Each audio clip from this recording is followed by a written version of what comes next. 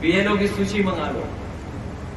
BLO में ये देख लो कि इसमें कोई पीडीए परिवार का तो नहीं है, और अगर पीडीए परिवार का है तो उसे सूची से बाहर कर दो। फिर उससे ऊपर वाले अधिकारी देखे गए कि अधिकारी और कौन कौन है। जब उन्होंने उसकी भी सूची मंगा ली, उसमें भी पूरा सफाया कर दिया पीडीए के परिवार का, तब उन्होंने चुनाव की तारीख घोषित की। लेकिन बीजेपी के लोग इन्हें भूल रहे हैं। अभी तो हम लोगों ने उन्हें उत्तर प्रदेश में हराया है, इंडिया गठबंधन ने और पीडीए ने मिलकर के 36 सीटें प्लस 7 43 सीटें हार गए। और इन्हीं कार्यकर्ताओं को अगर पता होता कि हम लोग 43 सीटें जीतने जा रहे हैं, 43 सीटें जीतने जा रहे हैं, तो हो सकता था यहाँ का कार्यकर्ता एकजुट होकर के हमें 60 से ज्यादा भी लोकसभा जिता। और अब तो हम लोग बीजेपी को हराना जान गए हैं, रणनीति बनाना जान गए हैं, लोगों का सम्मान कर करके उनको जोड़ना जान गए हैं, दूसरों को जगह दे करके त्याग करना जान गए हैं। तो देख लेना आप आने वाले समय में उत्तर प्रदेश में परिणाम, ऐसा परिणाम आएगा कि कभी बीजेपी ने सोचा नहीं होगा। हालांकि बीजेपी के लोग सो नहीं पा रहे जब से अयोध्या हारे। जब एक गड़बड़ सोते हैं तो उन्हें यूपी की याद आ जाती है कि यूपी में कैसे हार गए, और जैसे ही गड़बड़ दूसरी कर करके अयोध्या की याद आती तो फिर नहीं सो पाते। इतनी बड़ी हार हुई है यूपी से जिसकी वो अभी तक भरपाई नहीं कर पाए। इसीलिए पीडीए की काट ढूंढ रहे हैं, पीडीए की काट, कि ये पीडीए को कैसे काट दी जाए। हम अपने साथियों को कहना चाहते हैं, पीडीए की लड़ाई वही पुरानी लड़ाई है, कोई ये नई लड़ाई नहीं है जो कभी डॉक्टर राममनोहर लोहिया या उनसे पहले बाबा साहब भीमराव अम्बेडकर, ज्योतिबा फूले या तमाम सामाजिक सुधार को आगे बढ़ाने वाले जितने भी हमारे नेता हैं, या नेताजी या डॉक्टर राममनोहर लोहिया, जिन्होंने जो रास्ता दिखाया वही पीडीए का रास्ता है, वही पीडीए की रास्ता। जब हम लोग पीडीए की बात करते हैं तो बीजेपी के लोग घबराने लगे हैं और कार्ड ढूंढ करने के लिए कह रहे हैं कि हम भी पिछड़ा और दलित बनाएंगे। लेकिन हम अपने पीडीए परिवार के लोगों को कहना चाहते हैं, ये केवल चुनाव के लिए उन्होंने नाम बढ़ाए हैं, लेकिन सच्चाई में वो उनको कुछ नहीं देना चाहते। पिछले 10 साल दिल्ली के और अभी तक उत्तर प्रदेश के सरकार ने जितना भेदभाव किया उसकी कोई कल्पना नहीं कर सकता।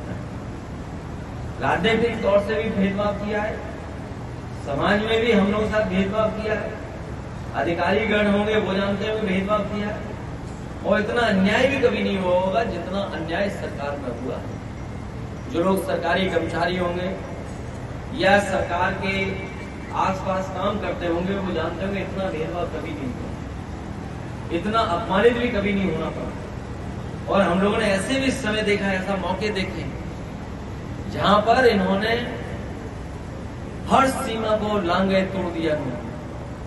हाल ही में आपको याद होगा जब सुल्तानपुर की डकैती हुई, और सुल्तानपुर की डकैती को लेकर के पूरे प्रदेश में भारतीय जनता पार्टी की बदनामी हुई कि भारतीय जनता पार्टी की सरकार में लगातार बैंकें लूटी जा रही हैं, बैंकें लूट रही हैं, एटीएम लूट रही हैं, सुनारों को मारा जा रहा है, सुनार लूटे जा रहे हैं।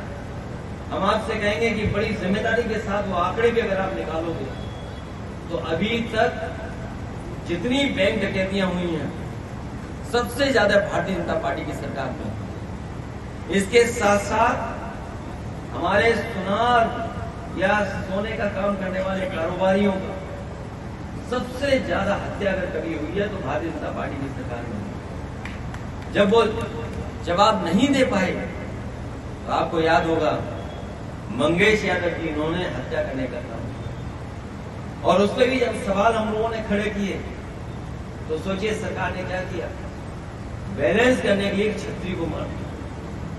बताइए कहीं हत्या करके बैलेंस किया जा सकता है क्या किसी को? पहले तो आपने एक हत्या की और फिर उसको बैलेंस करने के लिए दूसरी हत्या कर दी। इस सरकार ने मुठभेड़ के बहाने एक हत्या नहीं की है, 2-2 हत्याएं की हैं।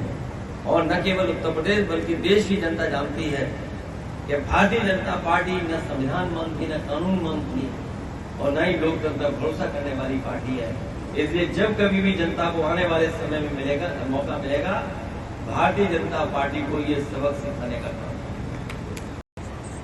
और जिन्होंने ध्यान से अखबार पढ़ा होगा वो जानते होंगे पुलिस भी लूट रही है आजकल। यहां तो कोई नहीं कहेगा, लेकिन सब जानते हैं कि इतना भ्रष्टाचार कभी नहीं पड़ा होगा जितना भारतीय जनता पार्टी की सरकार में पड़ा, और किसी भी स्तर पर देखिए। पहले हम लोगों ने कानपुर में देखा था कि पुलिस वाले चांदी चुरा के ले गए, और अभी 2 दिन पहले पता लगा कि वो पैसे जो थे वो भी चोरी कर दिए पुलिस ने, उसमें पुलिस ही पकड़ी गई। ऐसा उत्तर प्रदेश में कभी नहीं हुआ होगा कि जो पुलिस चोर को पकड़ती है, पुलिस चोर पुलिस को पकड़ रही है। ऐसा कभी उत्तर प्रदेश में नहीं हुआ जितना ये भारतीय जनता पार्टी की सरकार में हुआ। जिन्होंने कहा नौकरी दे देंगे, अब नौकरी है कहां, रोजगार कहां है? पिछले 7 साल का हिसाब लगा लो कितनी नौकरी मिली, रोजगार नहीं है। महंगाई कहां पहुंच गई है बताओ? डीजल, पेट्रोल या जिन बातों को हम लोगों ने चुनाव में कहा था, बताइए कहां पहुंच गई? और आज भी कीमतें कैसे कम हो उसको लेकर के सरकार को कोई चिंता नहीं है। आज सुबह सुबह जब मैं आपके कार्यक्रम में आ रहा था तभी मुझे बीबीसी की कवरेज मिली है, और बीबीसी की स्टोरी ये है कि नोएडा में भी खुले जानवर घूम रहे हैं। सोचो अगर नोएडा जैसी प्रतिष्ठित जगह हो, दिल्ली के इलाके के पास सबसे ज्यादा खुले जानवर घूम रहे हो सड़कों पे, तो आप कल्पना कर सकते हो उत्तर प्रदेश में दूसरे हिस्सों में क्या हो रहा होगा। और ये सरकार वो है जिसके प्रधानमंत्री जी ने ये कहा था कि 1 हफ्ते के अंदर पुलिस जानवरों की समस्या का समाधान कर रही है।